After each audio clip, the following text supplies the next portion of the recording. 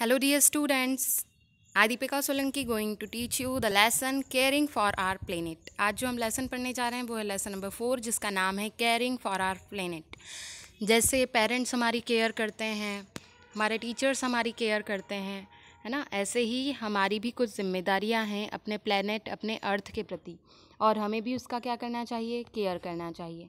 आप लोगों को हो सकता है ये पिक्चर क्लियर ना हो, तो आप क्या करें, अपनी बुक को अपने साथ में रखें। आइए हम इससे रिलेटेड कुछ कीवर्ड्स पढ़ेंगे। इसे 2 पार्ट में पढ़ेंगे। लेसन थोड़ा लेंथी है और समझना भी ज़रूरी है, इसलिए आप क्या करेंगे, इसे 2 पार्ट्स में पढ़ेंगे। तो फर्स्ट पार्ट के कुछ मीनिंग्स मैंने यहाँ पर राइट किए हुए हैं। जैसे प्लेनेट मीन्स ग्रह, ओशियन मीन्स महासागर, सरफेस मीन्स सतह, सी मीन्स समुद्र, ठीक है। मिनरल्स मीन्स खनिज, स्टील मीन्स स्थिर, टाइड्स मीन्स ज्वार, करंट्स मीन्स भाटा। देखो, मैं जब चैप्टर पढ़ाते जाऊंगी ना, तो आपको इन सभी के मीनिंग समझाते जाऊंगी। फ्लड मीन्स बाढ़, सॉल्ट वाटर मीन्स खारा पानी। जैसा कि आपको पता है, समुद्र और महासागर, सी और ओशियंस में खारा पानी होता है, और नदियों में कैसा पानी होता है, मीठा पानी होता है, जो हम पीते हैं। आइए मैं आपको लेसन के वार्म अप के बारे में बता दूं। क्या है लेसन में, आपको ट्रू फॉल्स बताना है वार्म अप में। Water covers more than half the surface of the earth, true या फॉल्स? क्या वाटर जो कवर किया हुआ, मतलब पूरे पृथ्वी पे जितना भी पानी है, तो आधे से ज़्यादा सरफेस पे पानी है। Water covers more than half the surface, हाँ 70% के लगभग पानी है, मतलब आधे से ज़्यादा में है, तो ट्रू हो जाएगा। There are 5 great oceans on the earth, 5 great oceans हैं। ऑफकोर्स आप लेसन पढ़ेंगे तो आपको बिल्कुल समझ में आ जाएगा कि 5 महासागर हमारे पास हैं। Tsunamis are caused by the wind, हवा तेज़ चलने के कारण सुनामी आती है। ये तो जब आप लेसन पढ़ेंगे तब आपको क्लियर होगा, उसके बाद आप ये ट्रू फॉल्स फील करेंगे। A lot of jellyfish die in old plastic bags, क्या बहुत सारी जेलीफिश पुरानी प्लास्टिक बैग्स जो समुद्र में फेंके गए। अब आप सोचेंगे समुद्र में कैसे फेंकने जाएगा कोई, तो आप जितना भी पानी गंदा नदियों का ये सब करते हैं, ये सारा कचरा बहकर कहाँ जाता है, समुद्र में, और समुद्र से महासागरों तक पहुँचता है। और वहाँ के जितने भी जीव हैं, जितने भी एक्वेटिक एनिमल्स हैं, सब इनके कारण क्या होते हैं, बहुत सारों को नुकसान पहुँचता है और मारे जाते हैं। तो हमें बिल्कुल भी प्लास्टिक का यूज़ नहीं करना चाहिए। आइए हम लेसन को स्टार्ट करते हैं। यहाँ पर आप जो दिया है वर्ड फाइल, और आपके पास ये बॉक्स में, इसे पढ़ लेते हैं कि minerals we get from the sea and their uses. Minerals जो हमें समुद्र से प्राप्त होते हैं और उनके यूज़ क्या क्या होते हैं। तो सबसे मोस्ट इम्पॉर्टेंट मिनरल जो हमारे डेली लाइफ में सभी के यूज़ में आता है, लगभग सभी लोग इसका यूज़ करते हैं और दिन में कई बार करते हैं, वो है salt. We use salt in our food. Magnesium का यूज़ करते हैं, तो magnesium is used in rockets. और gas and oil which are found under the ocean floor are used by people for fuel. Gas और oil हमें समुद्र के तल से, महासागरों के तल से मिलते हैं, और उसका हम यूज़ फ्यूल के रूप में अपने गाड़ियों में ईंधन के रूप में करते हैं। वर्ड फाइल में देखेंगे आप, a place that is inland is not near the sea. Inland वो होती है जो समुद्र के पास नहीं होती है ना, समुद्र से दूर होती है। A reservoir is a lake used for storing water. एक रिजर्वायर क्या होती है, एक लेक होती है, तालाब के जैसा होता है, उसे हम पानी इकट्ठा करने के लिए यूज़ करते हैं। पानी को जब रिजर्व किया जाता है ना, इसीलिए उसका नाम रिजर्वायर है। तो उसे इकट्ठा करने के लिए, रिजर्व करने के लिए यूज़ की गई जगह को हम रिजर्वायर कहते हैं। मैं आपको कुछ पिक्चर्स बताना चाहती हूँ जो मैंने आप लोगों के लिए निकाली है, जिससे आपको और ज़्यादा अच्छे से समझ में आ जाएगा कि 7 कॉन्टिनेंट्स हैं अर्थ पे और 5 ओशियंस हैं, ठीक है। तो कॉन्टिनेंट्स जो हैं यहाँ ब्लैक फ़ॉन्ट में दिखाई दे रहे हैं, आप देखिए, नॉर्थ अमेरिका, साउथ अमेरिका। आप समझ जाइए कि अमेरिका जो आप सोचते हो सिर्फ एक कंट्री नहीं है, वो कॉन्टिनेंट है। नॉर्थ अमेरिका और south America. Europe, Asia, Asia के इस पार्ट में हम रहते हैं, ये इंडिया है ना। अफ्रीका और ऑस्ट्रेलिया। नीचे एक और है जहाँ पर जीवन संभव नहीं है, क्योंकि वहाँ पर बर्फ़ ही बर्फ़ है, वो है अंटार्कटिका। देखो, आप लोगों को बहुत अच्छे से समझ में आएगा यदि आप ध्यान से सुनेंगे और समझेंगे तो। 7 कॉन्टिनेंट हैं पूरी अर्थ पे, और उनके नेम हैं north America, south America, Antarctica, Africa, Asia और ऑस्ट्रेलिया। एक और रह गया है, वो है यूरोप। अब हम पढ़ेंगे ओशियंस के बारे में। ओशियंस कितने टाइप्स के होते हैं? तो ओशियंस देखिए 5 होते हैं, दैट इज़ पैसिफिक ओशियन। अब आप सोचेंगे 2 पैसिफिक ओशियन कैसे हैं, पर जब आप देखेंगे कि हमारी पृथ्वी गोल है, अंडाकार है, तो ये पैसिफिक ओशियन, ये हमें सामने का पार्ट दिखाई दे रहा है, मीन्स ये गोल है, तो ये एक ही है, ठीक है।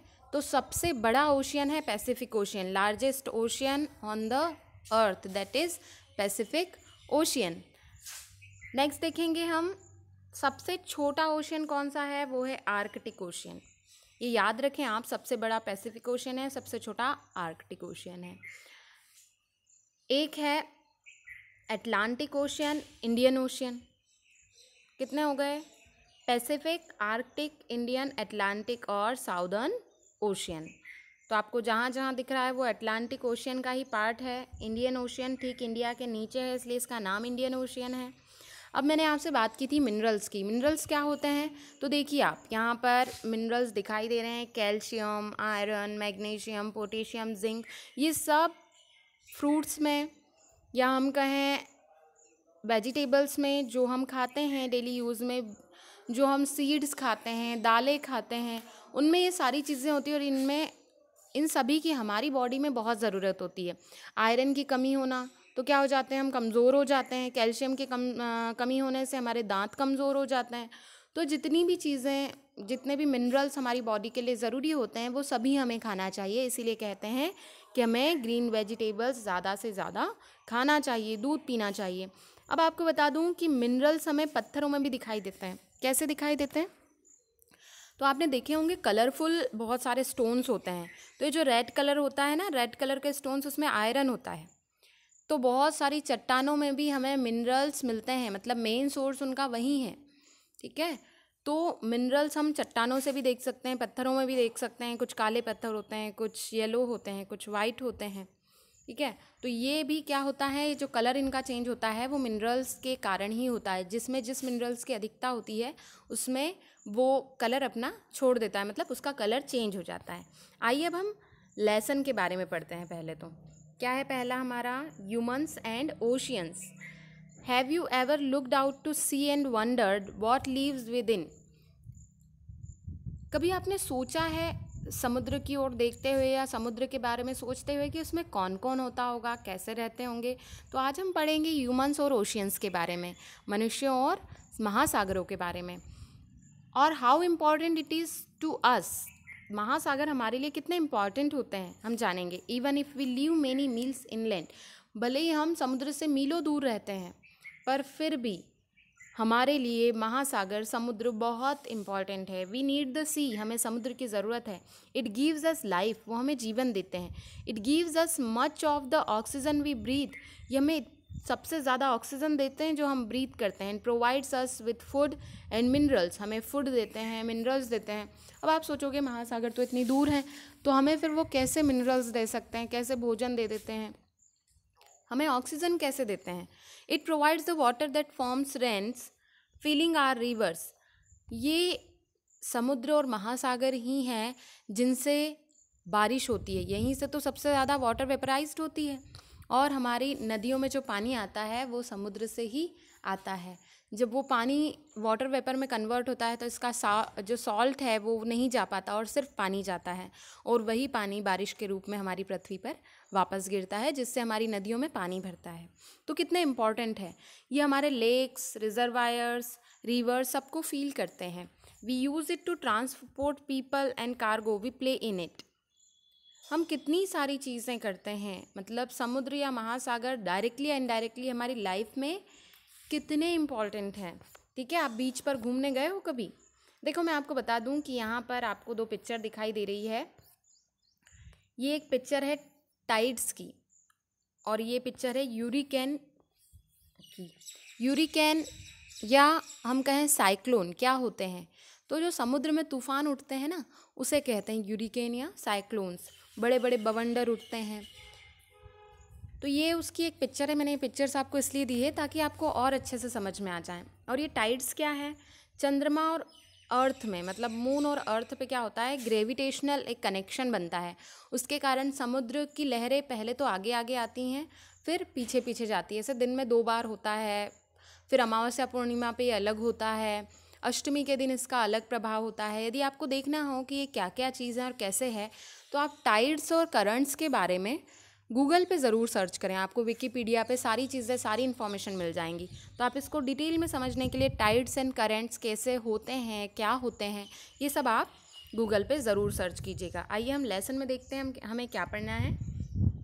There are 5 great oceans on the earth, जैसा कि हम पढ़ चुके हैं पिक्चर में। The Pacific, Atlantic, Indian, Southern, also known as Antarctic Ocean. जो साउदर्न ओशन है ना, वो अंटार्कटिक ओशन के नाम से भी जाना जाता है।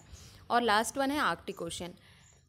दे hold 97% of all the water. पृथ्वी पे जितना भी पानी है ना, मतलब पूरी पृथ्वी पे 71% जो है सिर्फ पानी ही पानी है, और बाकी का जो एरिया है 29% उसमें हमारी सरफेस है, मतलब भूमि है।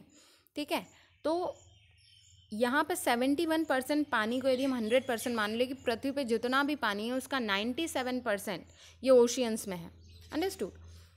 सम ओशियंस आर वार्म, कुछ ओशियंस गर्म भी हैं। अदर्स आर आइसी, कुछ कोल्ड हैं, कुछ बहुत ज़्यादा गर्म हैं। दे आर ऑल लिंक्ड, वो एक दूसरे से जुड़े हुए हैं। So what happens to an oceans affects them all. तो ऐसी क्या चीज़ है जो ओशियन को अफेक्ट करती है, कहीं गर्म कहीं ठंडा, ऐसा क्यों होता है?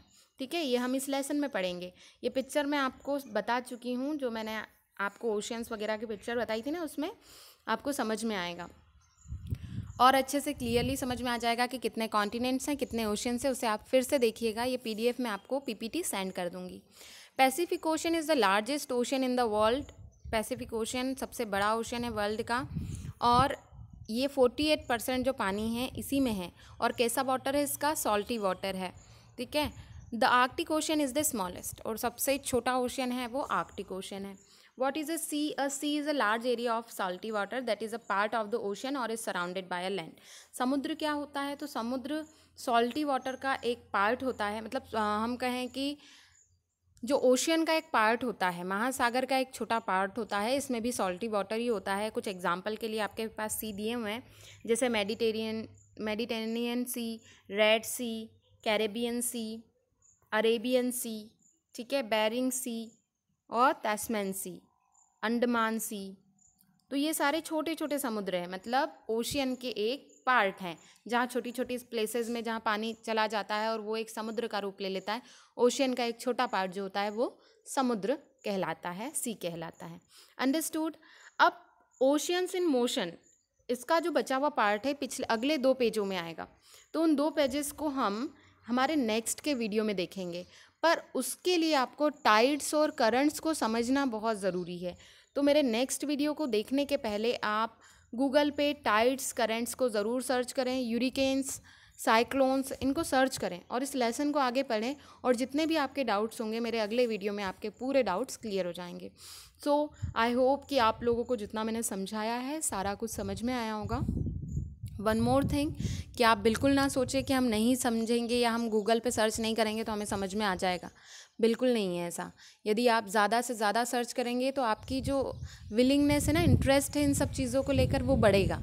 और बहुत प्यारा लेसन है, सच बता रही हूँ। यदि इसको 3 दिन या 4 दिन भी चलाते तो और अच्छा रहता, पर हम इसे 2 डेज़ में कंप्लीट करने वाले हैं। इसीलिए कह रही हूँ कि आप टाइड्स, करेंट्स, यूरिकेन्स, साइक्लोन्स, इन सभी के बारे में सर्च करें और ज़्यादा से ज़्यादा जानें। So, thank you so much everyone. Have a nice day to all.